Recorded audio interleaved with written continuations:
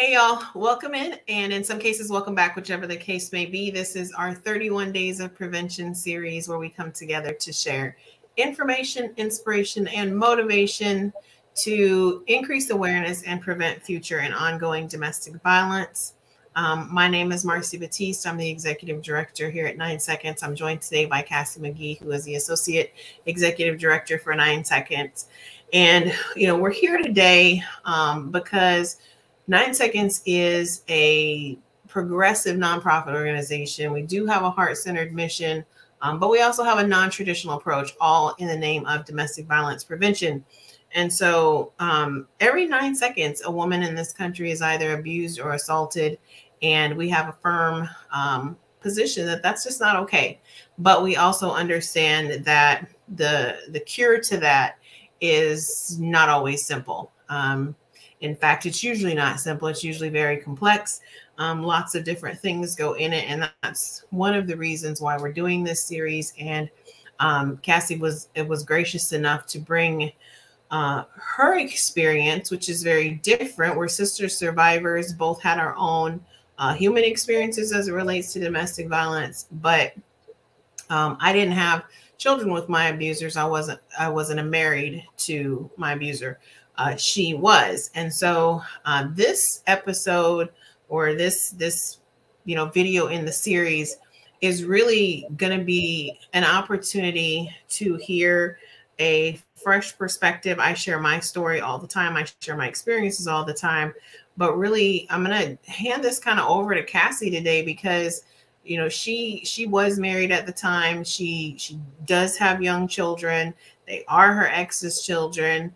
And then she's also in a younger space than I am as far as dating and that sort of thing goes.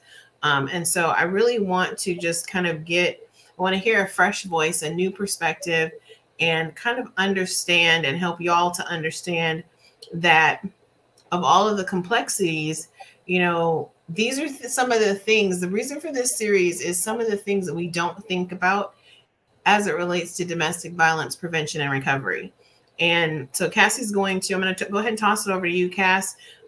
Share whatever it is you want to share, kind of give us your feeling, your thoughts, your background, your experiences, and I'll just jump in whenever you need me. So it's all yours.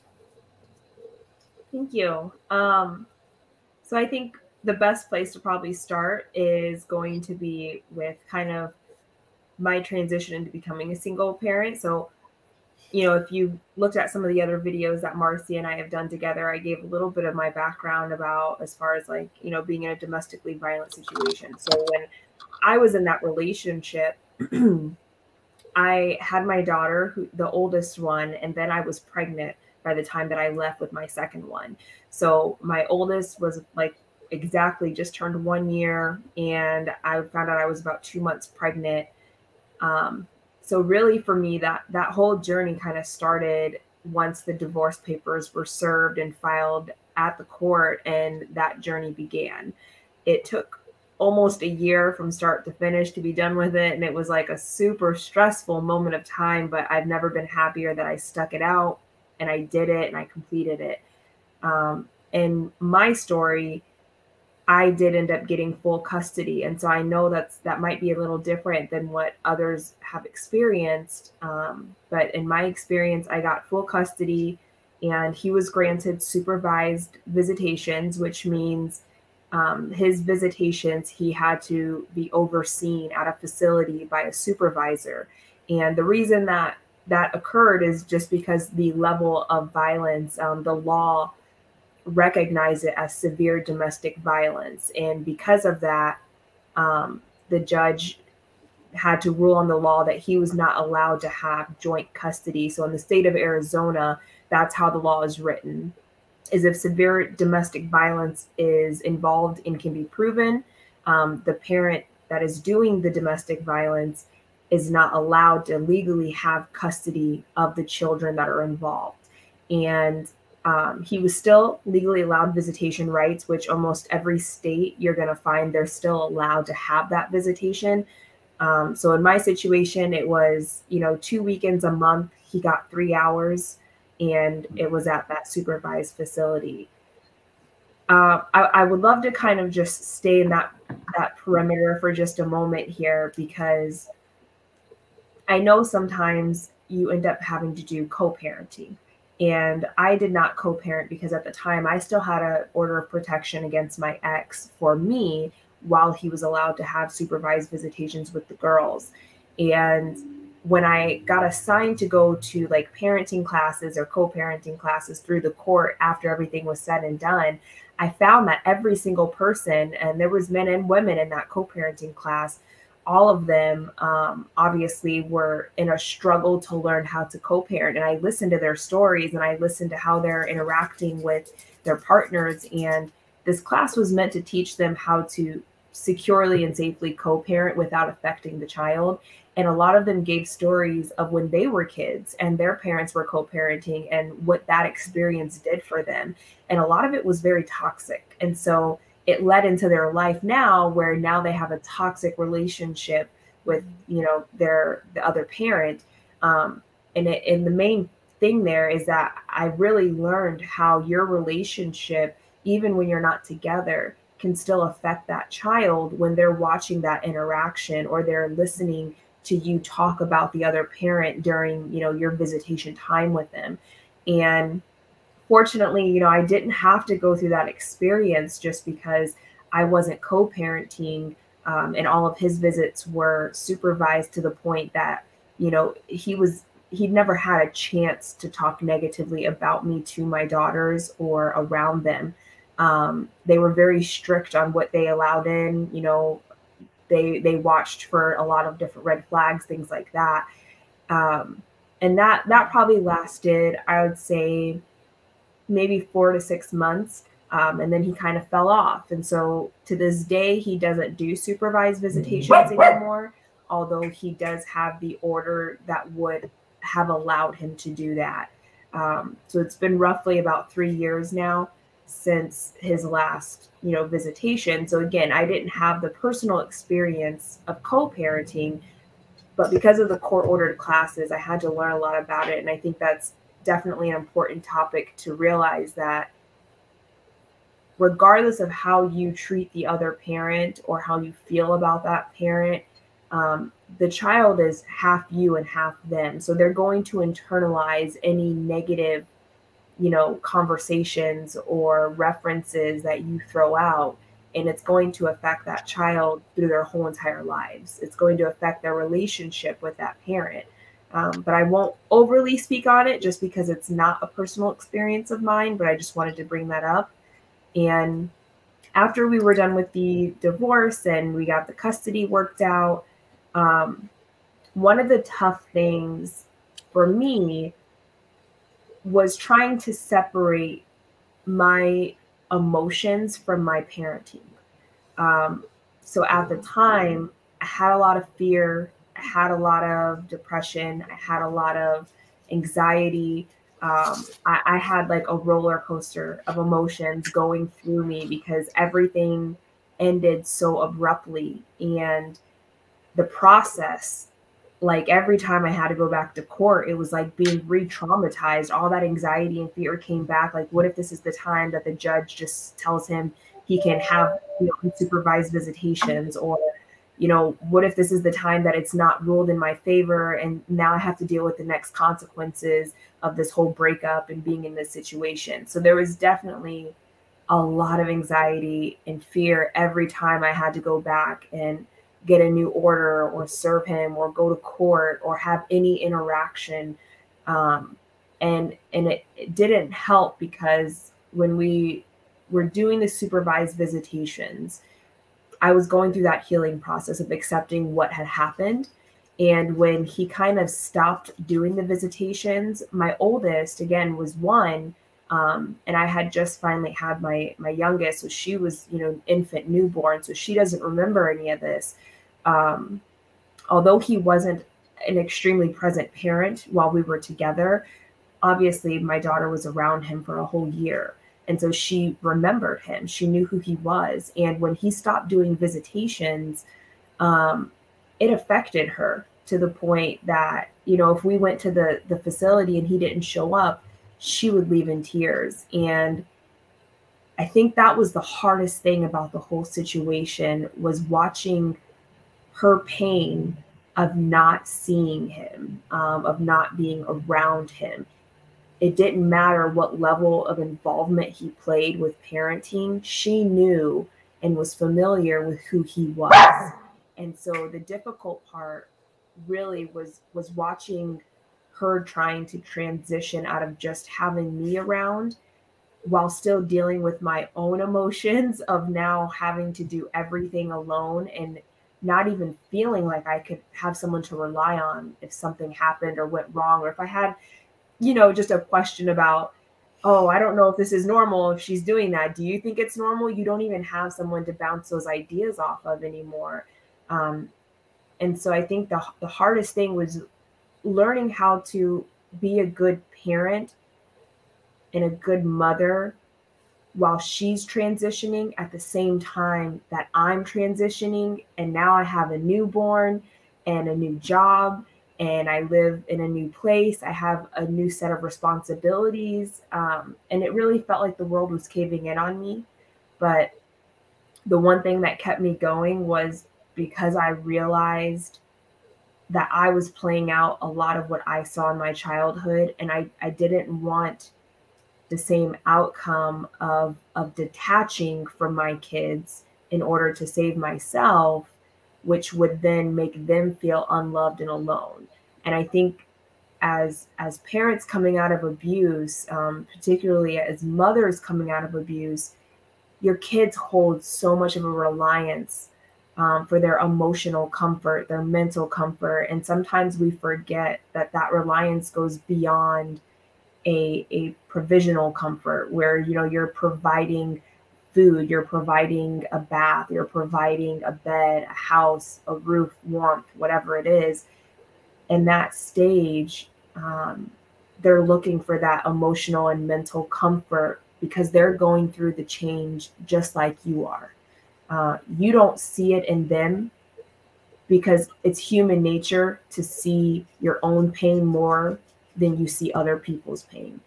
And I think sometimes that's what happens when mothers are coming out of these abusive relationships, is sometimes they get overly focused on their own trauma that they forget that their kids are also going through that trauma.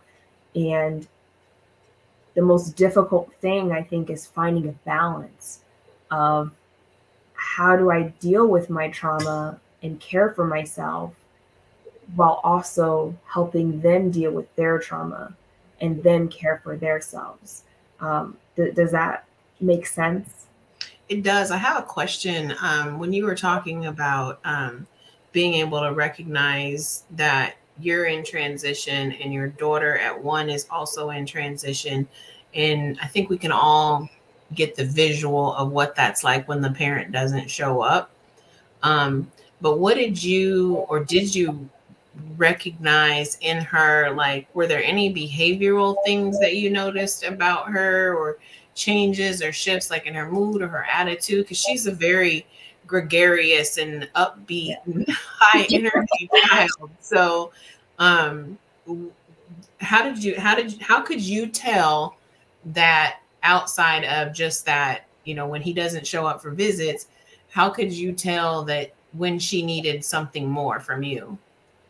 There was actually a really scary moment for me. Now that I look back on it, I'm like, oh my gosh, it wasn't even that big of a deal. But in that moment, it was. So she, even though, people think like a 1-year-old can't really know what's going on or act out, they can. So Sage has always been extremely sweet. She's very giving, very like affectionate, just she lives from her heart, like 100%. And through this transition, one of her major changes was that I enrolled her in daycare, and the daycare staff were amazing. The daycare was amazing. Me as like an overprotective parent in that moment, I thoroughly vetted that daycare and every other daycare I considered. So that let me know. I can imagine that part. Yeah. I was like, I will know. So I say that in a pretense because I don't want people to think like, well, maybe it was the daycare. It wasn't the daycare. But there was one day I went to pick her up and I cried the whole night because they told me that Sage had been, it got to a level that they had to address it with me. So it had been occurring, but she was actually hitting other kids. She was pushing them down. She was jumping on them. She had choked a little boy. And I felt so much guilt in that moment because in my eyes, when they told me that, I know how my child is. And that's not how my child acts. And so to me, it was like, I've just changed her reality to a point that she's now acting out what she has seen or what she has experienced in order to let out her frustrations about the situation that's going on. Because one of the things with toddlers, especially, they don't have the vocabulary or the intelligence at that point to sit you down and tell you, Mom, this is what I'm feeling. I'm feeling angry about the situation. I feel sad because I don't see this person anymore. And I'm confused because this happened. They can't tell you that. So they act it out when they're experiencing those kind of emotions. And that's one of the things I learned about, like, in psychology. And so that's why as soon as they told me that, it was a huge red flag. And I was like, oh my gosh, she's acting things out because she's now experiencing such extreme emotions that's the only way she can get them across is by acting things out. Excuse me. And so that was a huge red flag early on. And I didn't really know what to do about it. I ended up calling a couple different counselors. And at the time, I was also court ordered to do 8 weeks of counseling. And so I even mentioned it to my counselor because to me, I was like, I got to find a way to heal her now so she doesn't have to heal later. Like, I need to know what do I need to do about this to help her. And so that was definitely a big one. Another one was at the time, my mom had a dog and a cat. And when we moved in with her, because I ended up moving in with my mom after, my ex and I split, and she would and I've always had a cat. So she's never acted ill towards, our cat. And she's always seen my mom's dog and she's never acted anything towards them. She started dragging them around, pulling their tails, jumping on them. She would try to choke them. And so to me, again, it's like now even at home, I'm seeing her be abusive towards animals. And now she's taken on this aggressive behavior towards other kids at the daycare. So again, it's those huge red flags. Sometimes you think, oh, it's just kids being kids. But it's like, if that's not their normal behavior, then you have to pay more attention to that. And at this time, I'm sure, was under a lot of stress because, again, I just had a baby. I just had her sister. And so now she's dealing with all of this with me. She's not seeing anyone she used to see. And now my attention is no longer completely on her because now I have a newborn to also take care of. And so when you stop and really consider everything you're going through and then double it because they're going through the same thing, but in a way that they don't even know what's going on. So it's even worse for them because you can't explain to a 1-year-old what's happening. They just know it's happening. So yeah, to answer your question, those were two of the biggest red flags that I saw. She also, she didn't lose her appetite, but she would become more resistant to being cooperative. Like at mealtime, she would usually eat and be just fine. She started to not want to eat anything that I cooked her. She would rather throw it on the floor and then throw a tantrum. So there were different behavioral outbursts that she exhibited that to me, I'm like, I know my daughter. And even though she's 1 and transitioning just from being a toddler and a baby, that's not how she acts. That's not how I've taught her or raised her thus far. But she is acting out the experiences that she saw happening around her.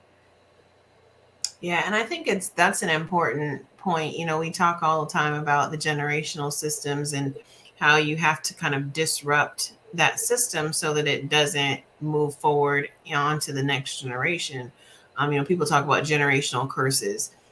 it's not a curse. Curses are outside your control. This is a system. You can control it, but you have to be aware that it's happening. And so the fact that you were able to kind of observe those changes in her behavior and be able to relate that back. And I was just thinking, because you did a beautiful job of kind of describing her experience, right?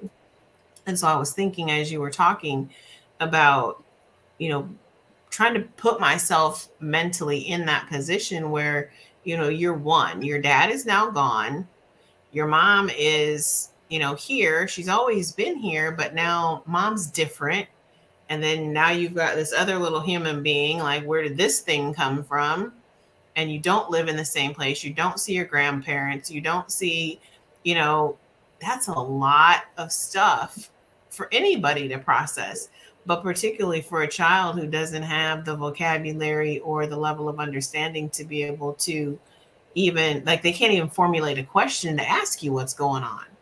And then, like, how do you explain it? Even if when you're trying to explain it, like, so what did you do? I know you said you talked to some counselors and stuff. Like, how do you feel? What was the process of kind of helping her address some of her struggles while you're still trying to sort out your own life, basically? I think that's kind of what led me to be the parent that I am today, honestly.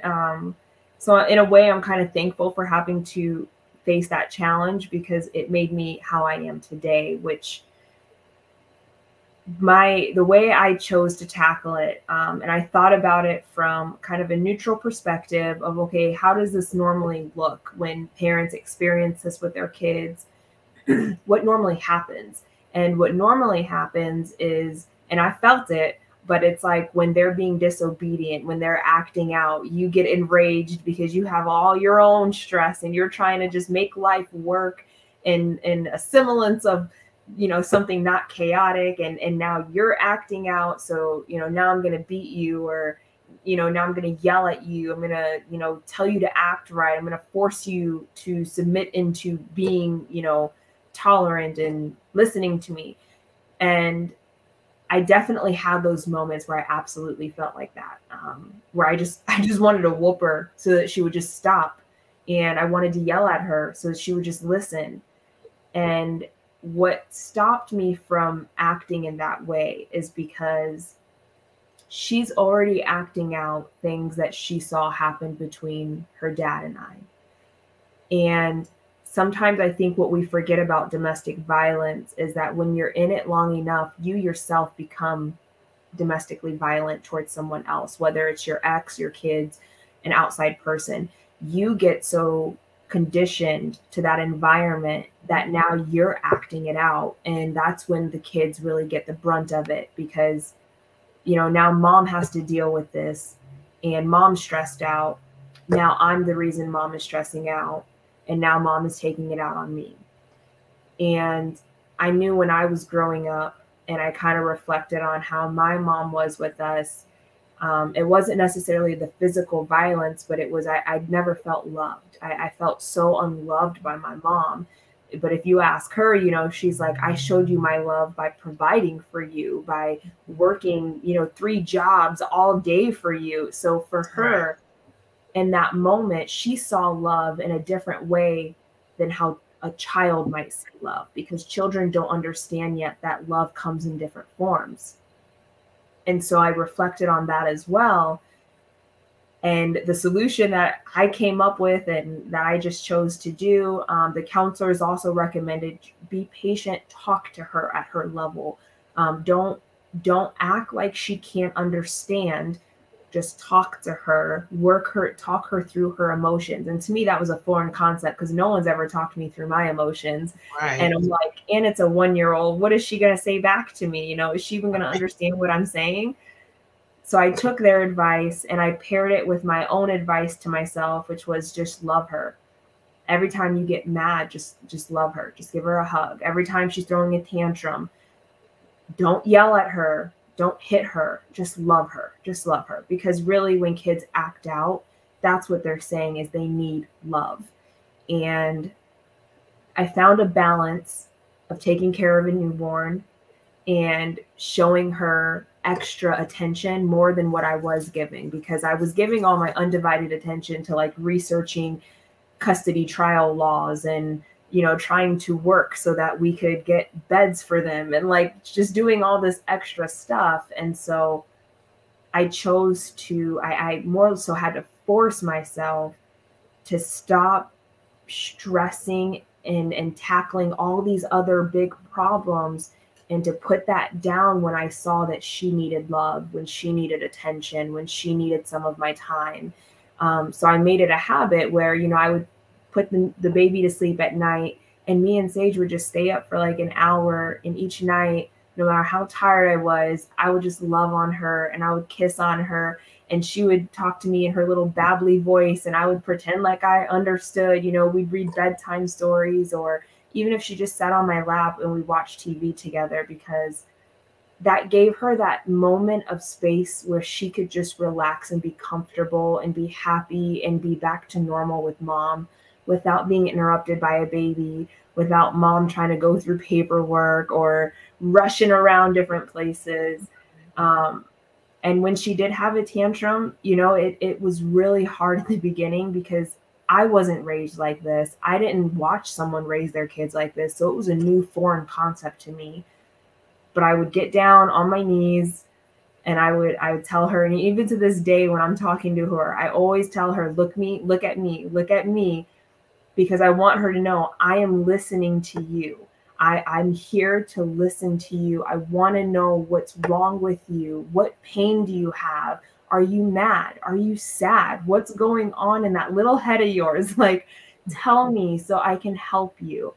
And so, you know, and like you started shaking your head, because to this day, because I started doing that, it's a habit now when I talk to them.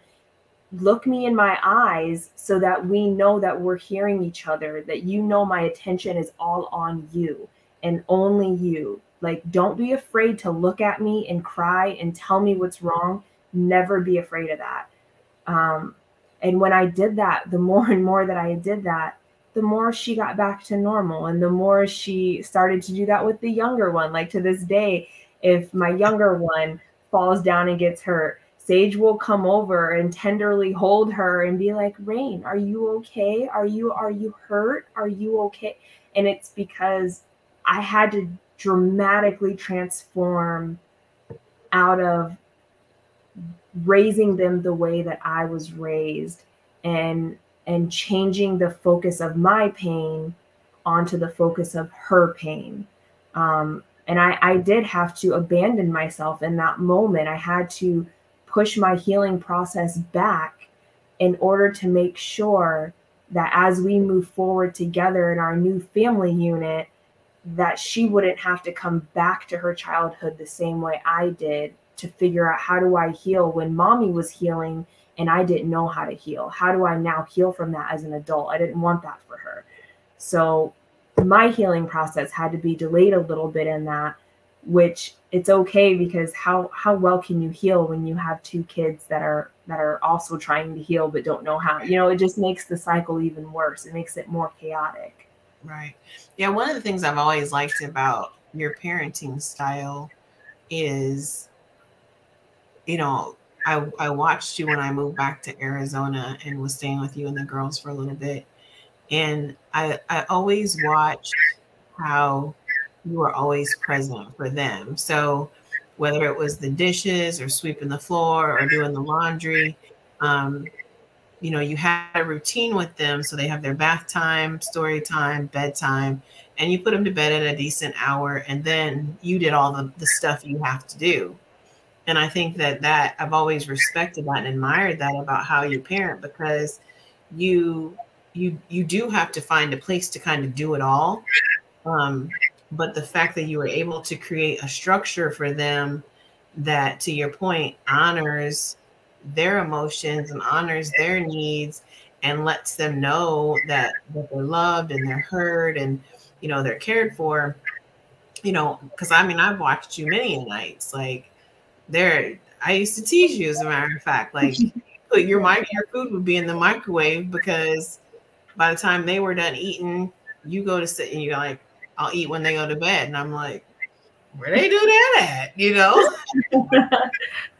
So it's a non-traditional style of parenting. And that's why I call you the organic mom, because you're just so present with them, whether it's, you know, painting on the sidewalks or playing in the mud or going to the park or taking them to, you know, the nursery to look at plants. You know, you just are so engaged in all of their development as little individual humans, and let them both kind of have their own personalities and things like that.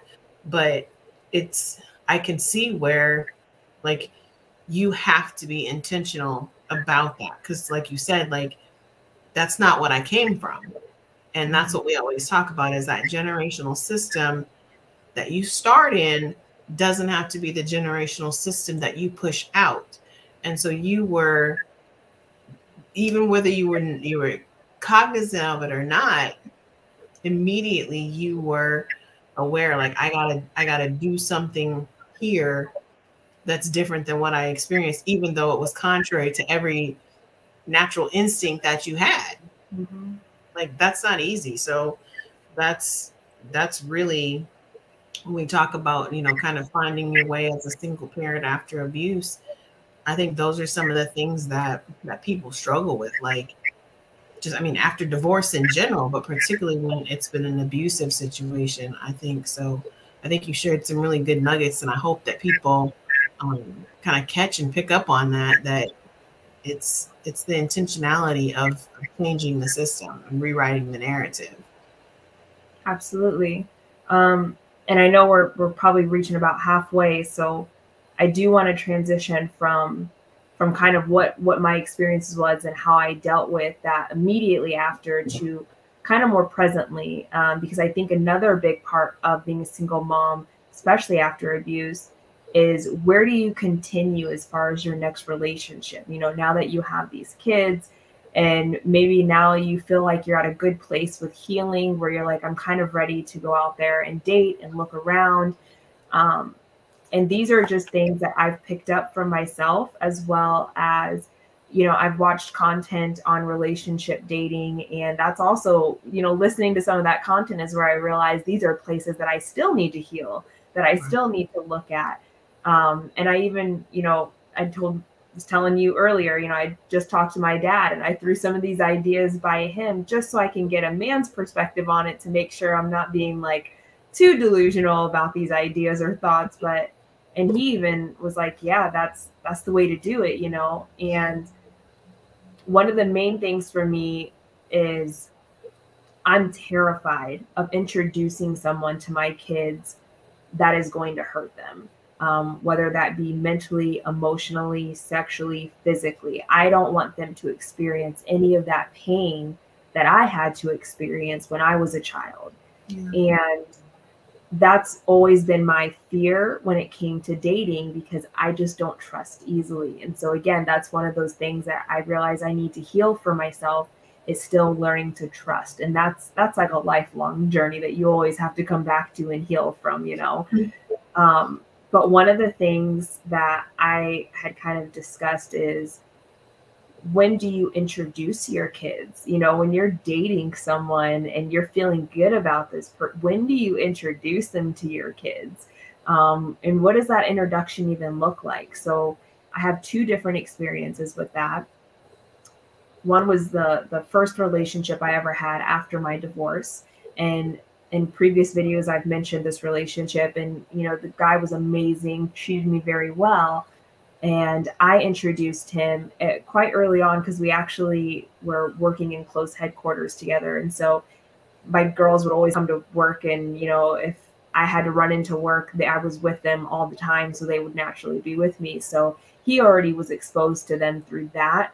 And so him being around them, I never really had those questions or those thoughts about when is it appropriate, because he had already been around them. And that, I think, is an easier way to do it when it's a slow progress like that, because of, like, you know, whatever the situation is. But after that relationship, I started to question more, well, what about if it's not that unique situation? Wow. And one of the things that I came to, and this may seem extreme to some people, but currently today where I'm at with it is you will meet them when we get married. And that's that is my thought process, because often, and again, it might be different for those who have older kids, but my kids are still young. My oldest is 4. My youngest is about to turn 3. And for me, it's like, I just don't feel safe enough to introduce them, because in that previous relationship, even though no harm came to them, when we broke up, they no longer saw him. And so then it brought me right back to that guilt space of, I just took another person from their lives that they actually enjoyed, that they liked having around. And they were at an age where they both would ask me, where is this person? Let's go see him. Let's go over here to hang out. And that hurt. That hurt me, because I had to figure out, like, what do I tell them? No, he's at home. No, we're not going to see him anymore. And then they're just like, well, why? Because they're kids. They don't understand. And so that's kind of just a background. That's kind of what also led me to this decision, is because even though you can introduce them to someone that doesn't hurt or harm your kids, not everyone out there is a terrible person. But the consequences of you breaking up with that person, you're going to have to deal with that when your kids are hurt, especially if they really enjoyed this person being around, or they're not old enough to understand, that we broke up, or even if they are, it's almost like losing another parent all over again when that occurs. And for me, people always say, you're supposed to introduce your kids before it gets too serious, to make sure that the kids like the person, or the person likes the kids. But to me, I am confident in myself enough to know that when I find the right man and I want to be with this man, my kids will love him because I love him. Because I'm not going to love a man that's going to put them down or is going to hurt them. I know the red flags to look out for. So I'm not going to engage or be committed to a man that they would even have a reason to dislike. And I hope I'm kind of explaining this in a way that is easy to make sense, but it's like, so if I am committed to this man and we decide to get married, trust and believe that the family dynamic will work out, because you're going to, if I'm going to marry you, you're going to be a man that I already have vetted to be a good man for being a father to my kids as well. There's a vetting process within that. And if you can't pass the vetting process to a point where I feel safe enough that I could marry you, then you don't need to be around my kids.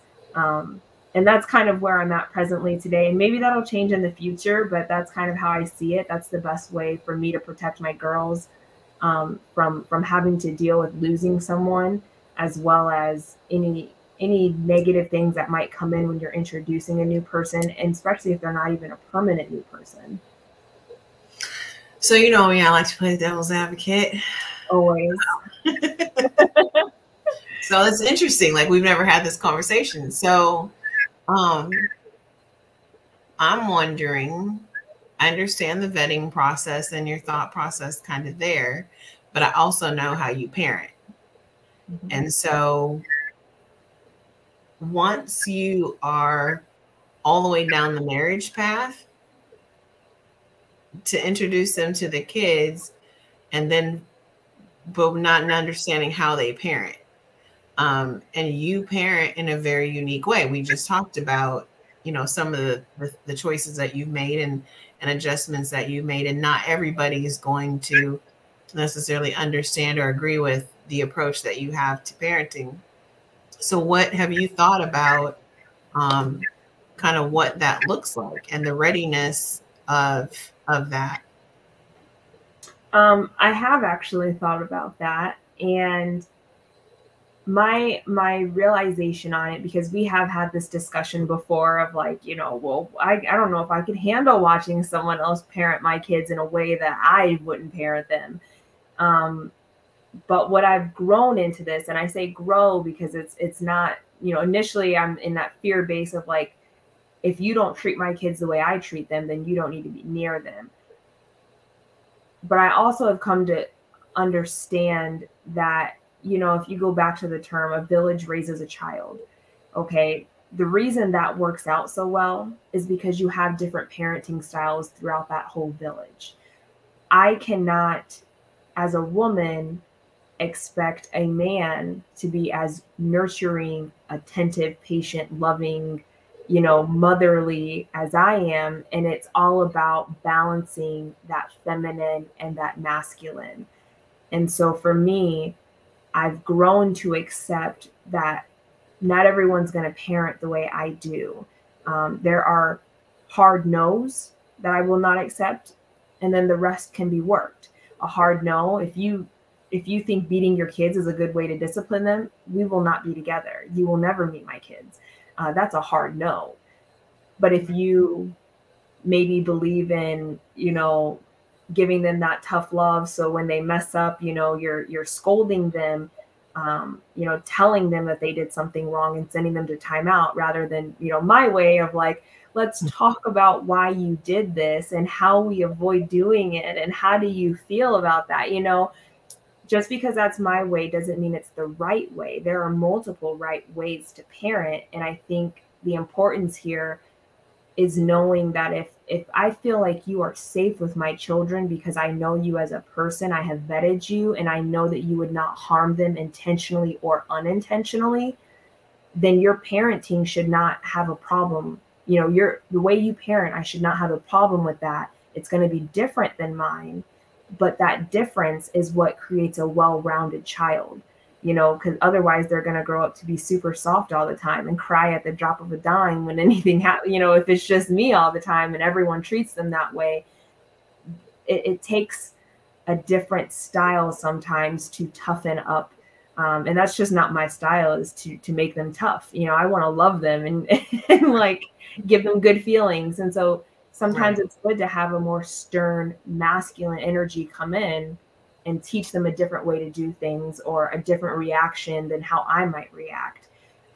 So that's another reason I kind of came to that conclusion, because I've come to accept, like, if I don't think that you're going to harm them in any way, then everything else is workable. Everything else is workable. You know, even parents that stay together, they probably weren't raised the same. So even though they're staying together and have a child together, their parenting styles are different, but they learn to work with that. And so as a single parent, you have to learn to work with a different parenting style as long as it's not harming your kids.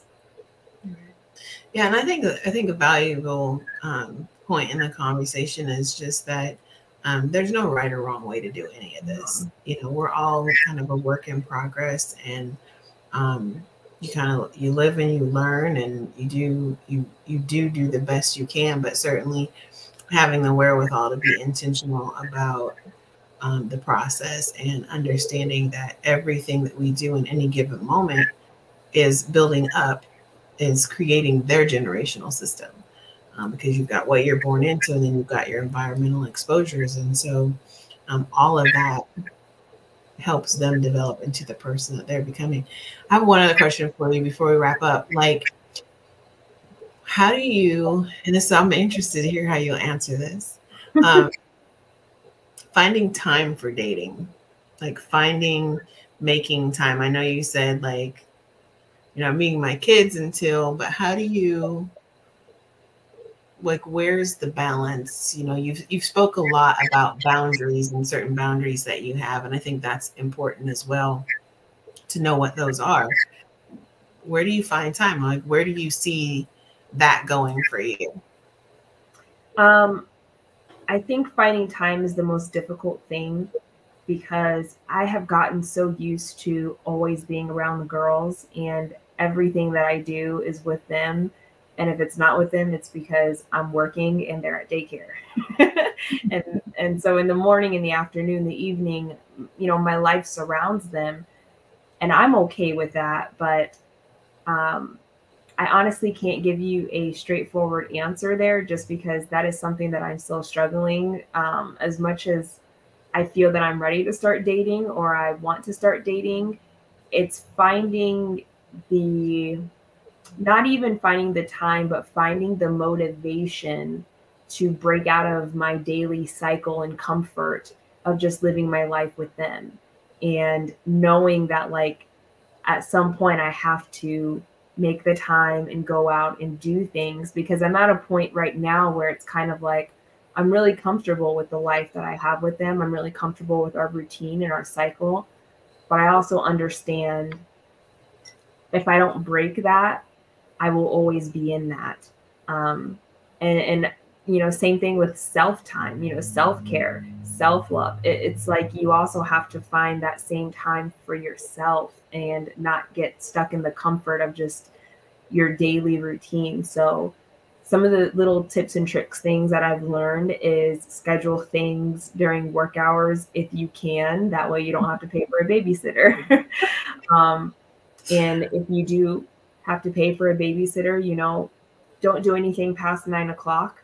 That way it doesn't ruin, you know, and I don't know what other people's routines are, but to me, it's like by 9 o'clock, they should definitely be in bed asleep. And so if they are at a babysitter's and I pick them up by 9 o'clock, then I know that, okay, we're not getting too far off of their routine where it's disturbing them. Um, and also like I usually avoid the weekends. So it's like, you know, it's also about if I'm going to date you, are you going to be able to or interested in adjusting your schedule the same way that I'll have to adjust mine? Because if we're together and we have kids, the schedule is always being adjusted. So if you're not going to do it now, you're probably not going to want to do it later. And so it's little things like that, like trying to find the times that won't disturb their routine, where I can get out and do things and date, or, you know, even if it's like a coffee, and it doesn't always have to be a dinner, or like a sit down kind of thing, just a quick coffee, lunch, snack, something like that. Yeah. Yeah. It's funny because, you know, all of us have that struggle when we're, you know, single. And I mean, I'm a single mom, but my kids are adults, so that they don't play a part in my day to day. But I'm just listening to you, thinking about all of the things that you have to manipulate and maneuver in order to even move forward with a yes, I'll meet you in person. Like, I don't know that I would want to do it either. I'm like, it's not, you know what? Check back with me in about 13 years and we'll go from there. But honestly, what I have found with that, as and that's part of the reason I don't have the motivation to like actively get out there and date, but when I meet the right person and they pique my interest enough, I am more than willing to adjust and change things. Right. But it's like, and that's kind of my advice for all single moms. If they're not meeting, if you're vetting them and they're not meeting the requirements up front, don't make time to go on a date with them, because you're just going to get more disappointed later on. Like, you know, ask them those questions up front. We have FaceTime, we have phone calls, don't text. You know, there's different ways of doing dating and meeting them and vetting them before you try to like find the time, and, you know, the finances and the people and the situations and things like that to actually meet in person. So that's kind of my suggestion for it. Yeah, one of my friends, she calls it video dating. And so that's one of her boundaries, is that unless they'll do a video meet and greet or a video date or whatever with her, she won't ever meet them in person. So I do think that it's important to figure out like sort of what works for you and what, you know, certainly being clear on what your boundaries are definitely makes a difference. So, and that's part of the reason you can't date until you're healed, because I don't think you really are able to establish healthy boundaries until you understand where you need to establish healthy boundaries, and that comes with healing. I agree. All right, ma'am, anything else that you want to say before we wrap this segment up? I think the last thing in the focus point of the whole video, and just my real focus for me as well, if you're a single mom and you've gone through that abuse, even if you haven't, it's really important to try to remember that like they're going through the same thing. Your kids are experiencing and they're feeling the same things you are, but they're in more of a lost, deeper space with it because they can't put everything together like you can. So just try to remember, when they're acting out, when they're having these tantrums, they're difficult to deal with. That's the only way they know how to ask for help, because they don't know what's going on. So sometimes it's not always discipline and punishment they need. Sometimes it's just love, it's understanding, patience, and care. Well, I think that is a good way to wrap it up. I really do. I think that really sums it up, that, they're in it with you. You're kind of all trying to navigate your space and figure out what your next, moment looks like. So I think that's great advice. Thank you for sharing again so transparently and kind of opening up. I know you hold your life with the girls very close to the vest.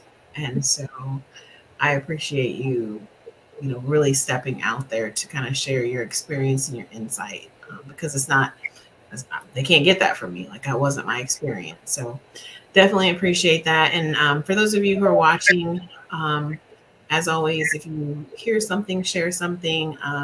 Cass dropped a bunch of good nuggets today for how to navigate the space of single motherhood, even not involving abuse, but certainly after domestic violence, and the advice she gave about remembering that your kids are in transition as well.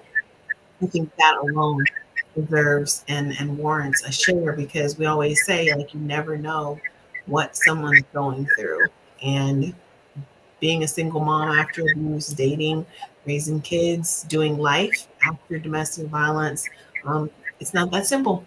And that's what we always say, like, everything is so complex. And, even breaking down what you did about the process that you go through and the thought process that you have to put into if somebody's worthy of dating, everything that has to go into that just is representative of how complex everything is after domestic violence. So thanks for you all who have tuned in. Please share the video out, like and subscribe to the YouTube page, and follow us on any of our social media platforms at 9 Seconds DVP. And in the meantime and in between time, stay well, stay happy, stay healthy, and stay blessed. We'll talk to you soon.